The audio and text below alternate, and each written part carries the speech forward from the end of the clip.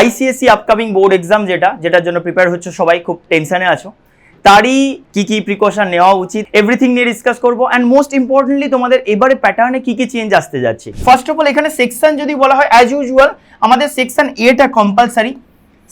এটা কম্পালসারি, বাকি any 4 in section B তে এনি 4 সবসময় ট্রাই করবে একটা সেকশনে মেনটেন করতে, ওই সেকশনে অল কোশ্চেন যেন কভার করা থাকে।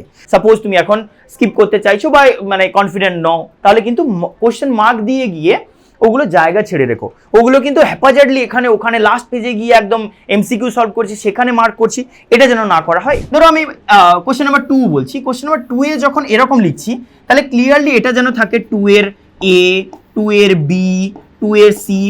এইটা করার সময় কিন্তু তুমি 2 প্রতিবার লিখবে। And most importantly question paper পেয়ে একদম ইমিডিয়েটলি চলে যাও সেকশন বি তে। সেইখানে গিয়ে তুমি আগে 4খানা কোশ্চেন আউট অফ 6 সিলেক্ট করে নাও যে কোন 4খানা তোমার জন্য সুইটেবল হবে। যদি প্যাটার্নের চেঞ্জ বলি, ফার্স্টে একটা অদ্ভুত জিনিস এবারে পেপারে দেখা যাচ্ছে। দেখো যে এখানে তোমার fill in the blanks type দিয়েছে, এটা স্যাম্পল পেপার ঘাটলেই তুমি দেখতে পাবে যে এই জিনিসটাতে তুমি ডায়াগ্রাম একটা স্যাম্পল পেপারে আমি কয়েকটা মাত্র নিয়েছি, এর বাইরে আরো প্রচুর আছে। ফার্স্ট অফ অল যা প্রিপারেশন হয়েছে এই মোমেন্টে সেটার উপর রিভিশন একটু বেশি করো। এই মোমেন্টে বেশি নতুন জিনিসপত্র ঘাটার দরকার নেই। এক্সপেক্টার যেটা কাজ করে যে এক্সামে গিয়ে ঘাবড়ে যাই, অত বাইরে গিয়ে অতজনের সাথে সব মাঝখানে ঘাবড়ে যাওয়ার একটা চান্স থাকে। সেই জায়গায় একদম কুল কাম থেকো, একদম কোনো রকম যেন প্রবলেম না হয়। বেশি বকবক কারোর সাথে করো না।